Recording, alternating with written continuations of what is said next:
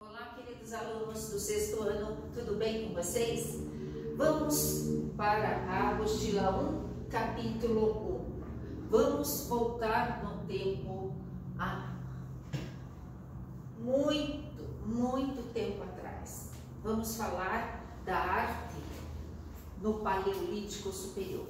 Vocês sabem que a história, a pré-história, é dividida em 3 períodos. Paleolítico inferior, cerca de 500 mil anos antes de Cristo. Nós temos o Paleolítico superior, cerca de 30 mil anos antes de Cristo.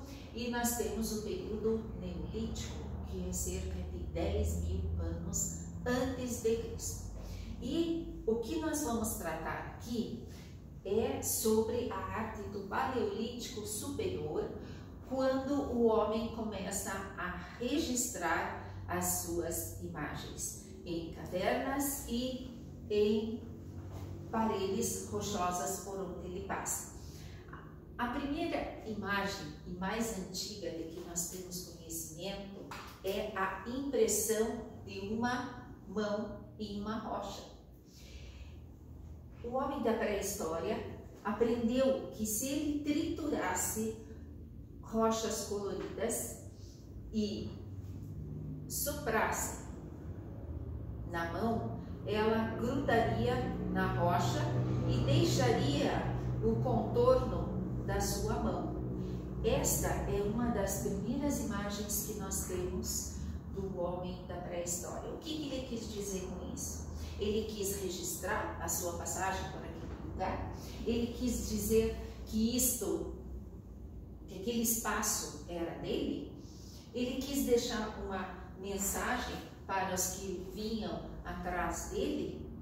Até hoje nós não sabemos. Os arqueólogos, os antropólogos estudam ainda o que deve significar tudo isso, não é mesmo?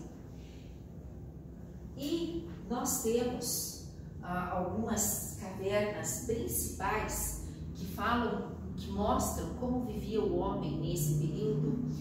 Na Europa, nós temos a caverna de Altamira, na Espanha, e nós temos a caverna de Lascaux, na França, aonde existe um grande salão com touros vermelhos contornados com negro, com uma tinta negra, que provavelmente seja de madeira queimada e de minerais utilizando para fixar a cor vermelha. Eles utilizavam a gordura que ficava embaixo da pele dos animais.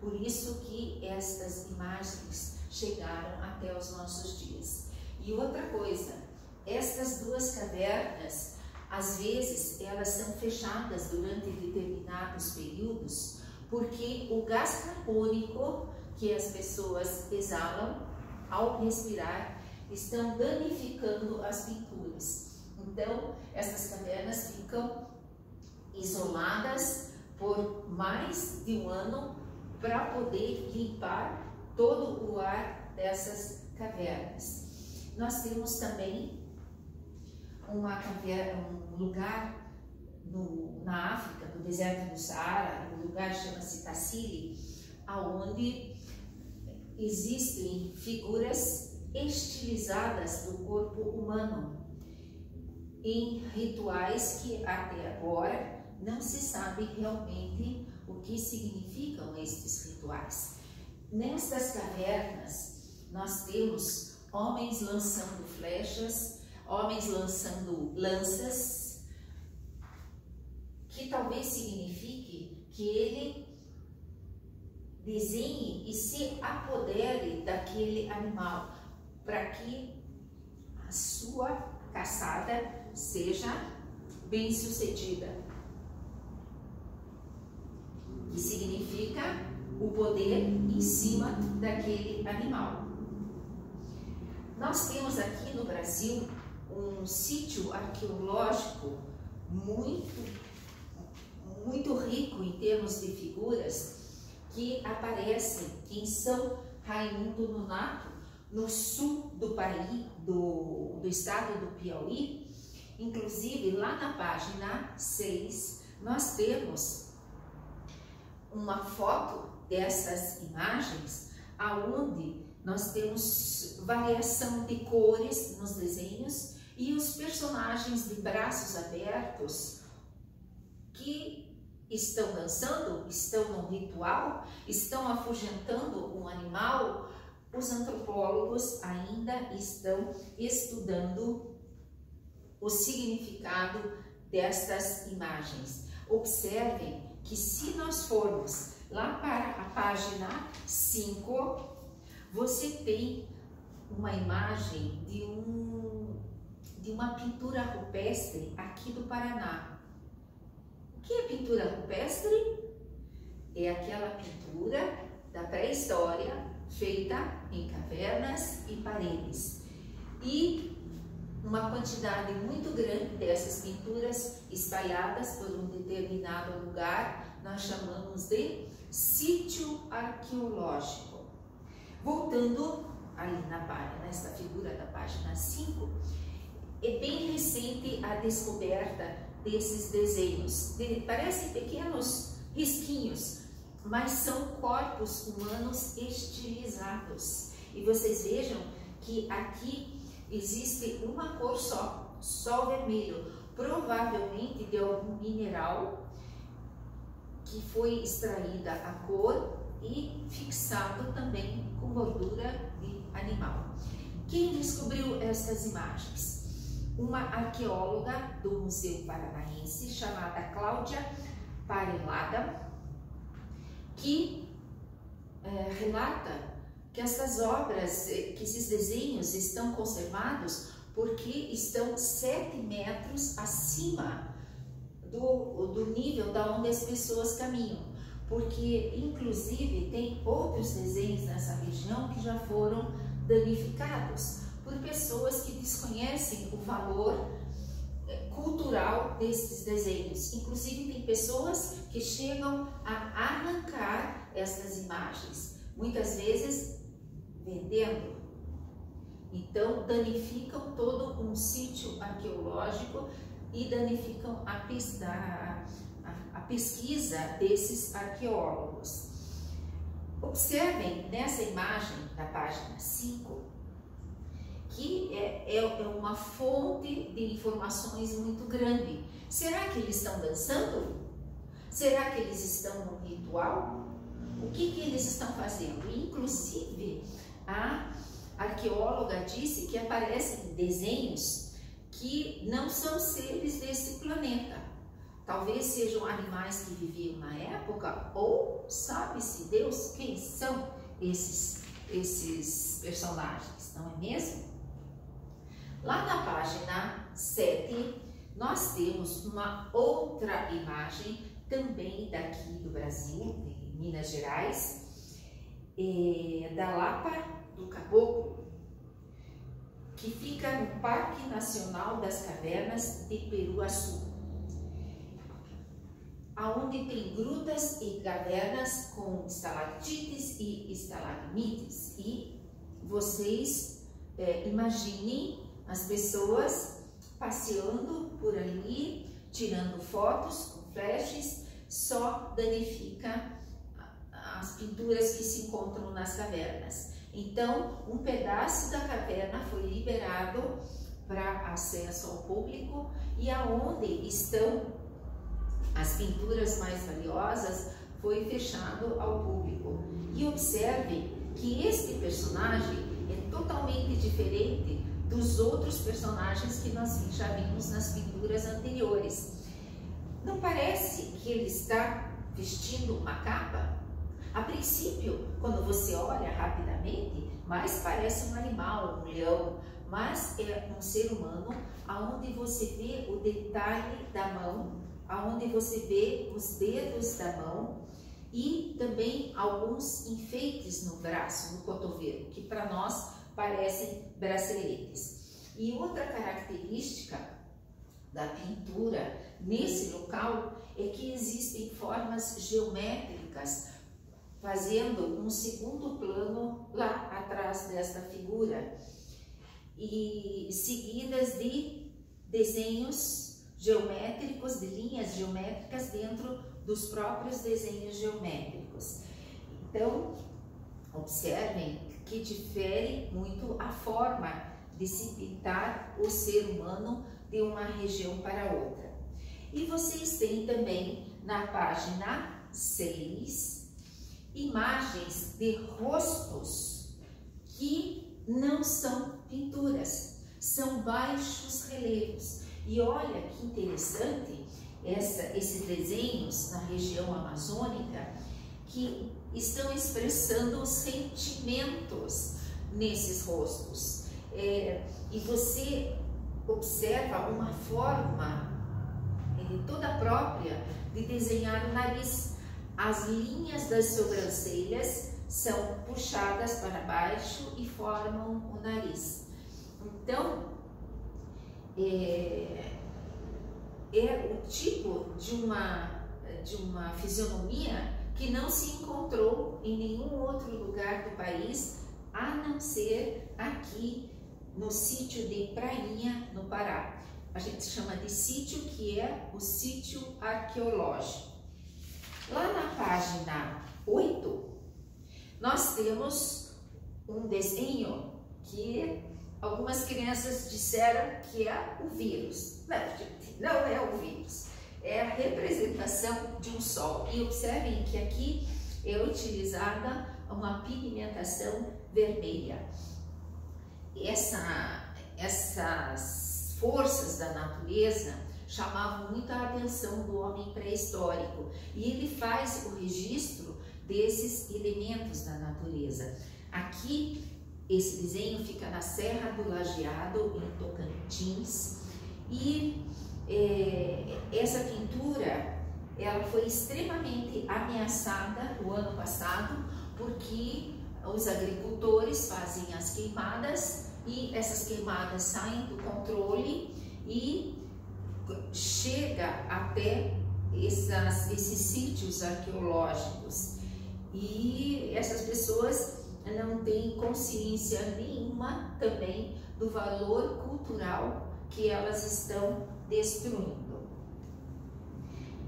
Qual é a forma que o homem da pré-história encontrou para extrair essas tintas, para poder registrar os fatos que lhe chamam a atenção ou os fatos que ele quer deixar registrado?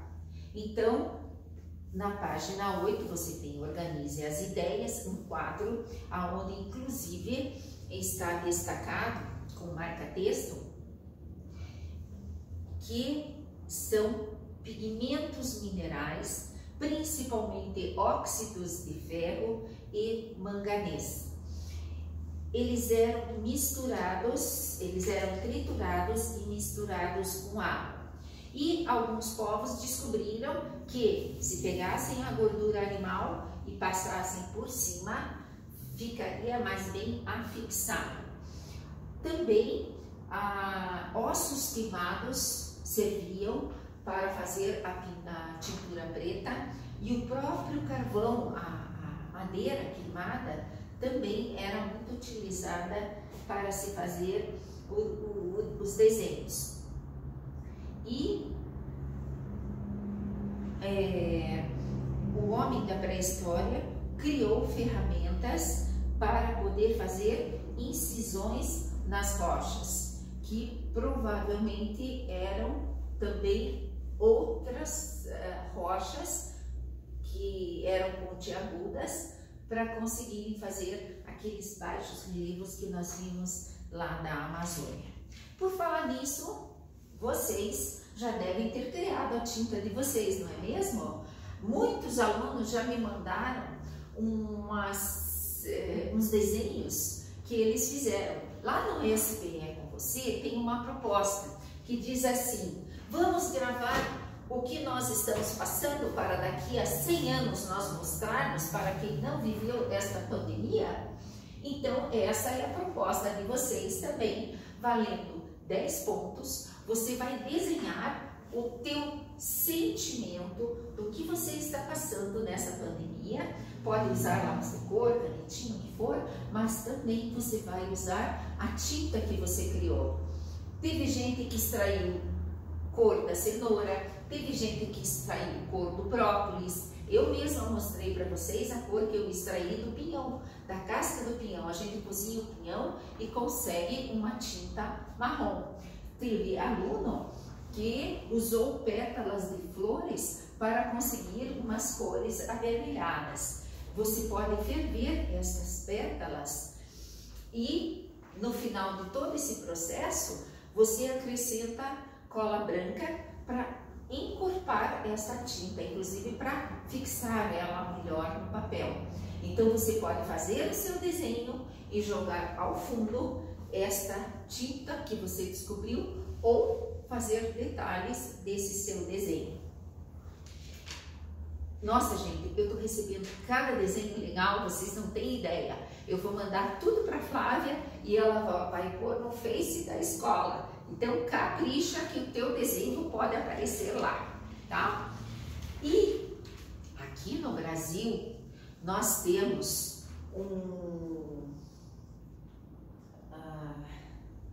um riquíssimo material que é o crânio de Luzia. Que vocês sabem que o ano passado foi uma perda inestimável e um susto muito grande para os arqueólogos do Museu Nacional do Rio de Janeiro, quando pegou fogo nesse museu.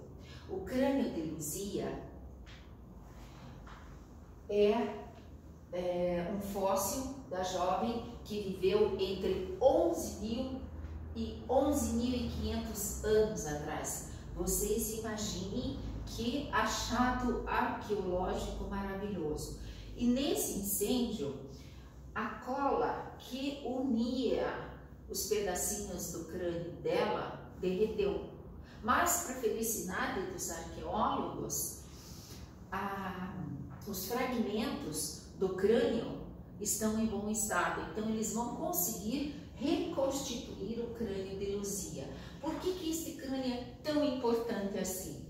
Porque ele mostra como era a fisionomia, quais eram os traços do rosto do homem que viveu há 11.000 anos atrás aqui no Brasil. Então, pessoal, nós vamos encerrar essa aula comentando sobre os rituais que inclusive nós vimos ali na pintura rupestre do Paraná. Aliás, essa pintura rupestre aqui do Paraná fica aqui, pertinho de Curitiba. Né? Aquela pintura que nós vimos na página 5 tem 120 personagens dançando ou cantando ou louvando, não se sabe, né? Mas é um lugar que está fechado à visitação pública depois que o sítio arqueológico foi descoberto por essa arqueóloga do Museu Paranaense. E nós temos um pedacinho da apostila lá na página 4, que inclusive tem uma figura muito estranha de um ser humano com uma máscara, com chifres, né? E que explica que os mitos surgem quando o teu racional, a tua lógica não funciona. Então, os mitos são criados principalmente por estes povos mais antigos, inclusive os índios e as tribos africanas, e eles são cultivados durante muito tempo, durante muitas gerações, e estes mitos geralmente explicam a origem do mundo. E nós temos também as lendas que narram aventuras ou acontecimentos vividos por heróis, animais e seres fantásticos. Inclusive, isto é o nosso tema do capítulo 2, que nós vamos ver, inclusive, a lenda do Waikiki, que vocês devem ter lido e achado bem interessante. Pessoal, até o capítulo